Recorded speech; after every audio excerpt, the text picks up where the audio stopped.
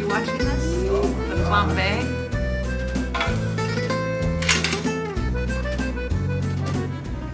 I'm spending the day with Anya Iriart-Bord, a woman who immigrated from the Basque region in France to San Francisco during the early 1960s. Anya and her husband worked hard for many years operating a boarding house for Basque immigrants, cooking and cleaning for them while at the same time running the restaurant Des Alpes on San Francisco's Broadway.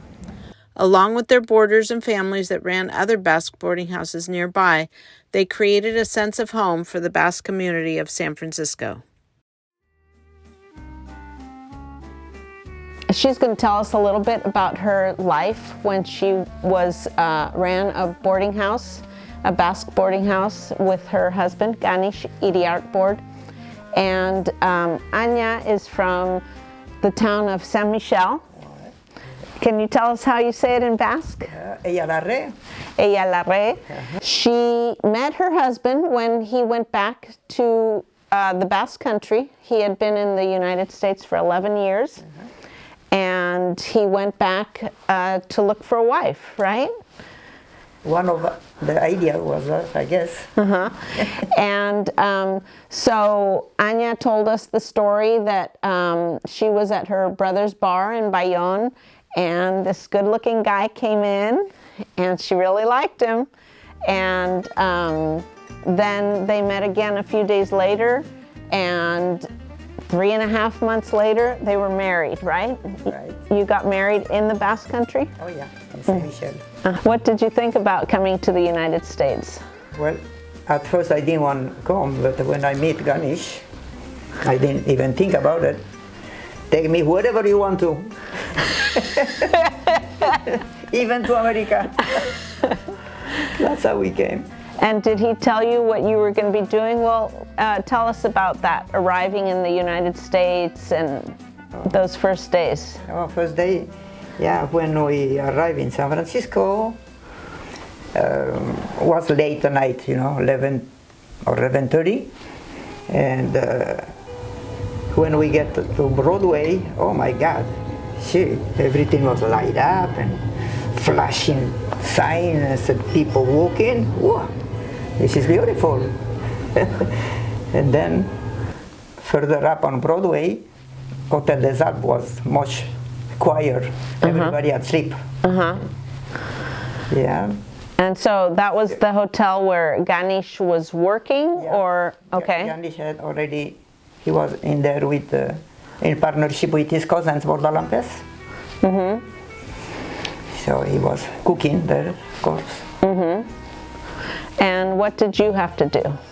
Well, in the next day when I get up, the cooks were already there. Domenico Scarriag and Laura Echeverry, they were already in the kitchen. And there was also the Urruti brothers. They were having breakfast, shingarta rulse, bacon and eggs, with cup of coffee. I said, coffee? With the shingarta rulse coffee, do you have any wine? Wine, in Wyoming, they never bring wine in the sheep camp, So this water or coffee. So then at night, around 7 o'clock, bunch of young men, all Basque, came and sat in the long table for dinner. Oh my God, they're all Basque. Maybe I know some of them, who knows? So we met each other real fast. And then So they were the boarders. they were the boarders. Yeah. They all came from the Basque country recently, and all young, like myself. We were all the same age about.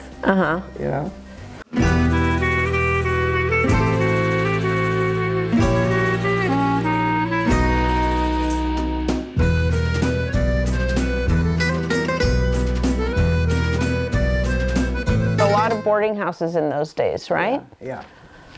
Yeah, they were in San Francisco already. We had 7 of us, 7, all within 2 blocks, huh?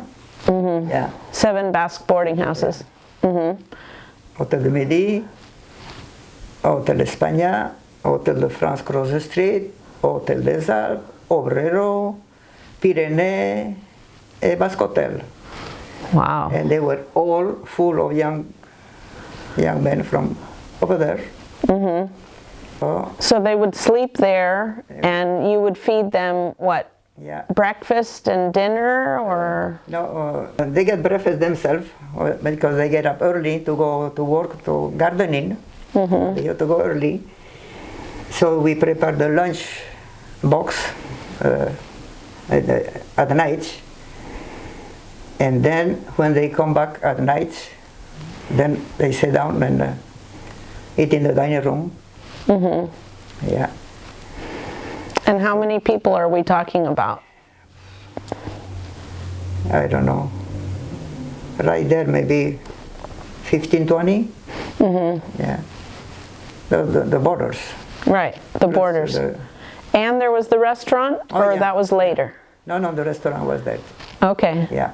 So were the borders in a separate area from the restaurant? No, in the restaurant, but in the long tables. Uh-huh.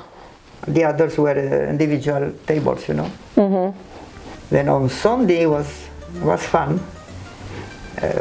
They'd all go, I don't know, maybe to church or in the morning, and at the lunch we were all together there, workers and boarders and ourselves, all in for a good lunch.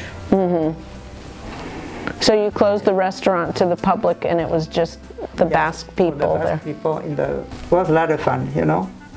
All of us, you know, living on the same roof. It was such a warm family atmosphere. And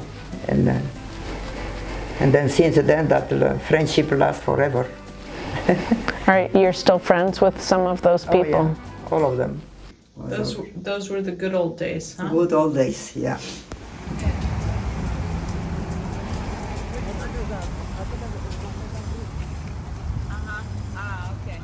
Voilà. So the building après the brick, that is Hotel des Alpes, and down there the green door you see now, the door to the entrance to the bar. Our bedroom was in the third floor, left over there. And those other windows are where the different boarders lived. The same windows. I mean, Chinatown was always around here. Yeah, one block down. Okay, so this wasn't Chinese before. No, not at all. Only the Grand Avenue that we see. Because behind us is all Italian already. Now they take over a little bit, one block, but not more. Italian, they're still there. Oh, they are still there? Oh, yeah. How do you feel when you look back at it? It's all changed, though. All that was Basque, now it's all Chinese. Anya told us lots of stories about life with their boarders and about San Francisco's North Beach neighborhood in the 1960s and 70s. Watch our upcoming episodes on the food they served, Basque folk dancing, handball playing, and enjoying Broadway's nightlife.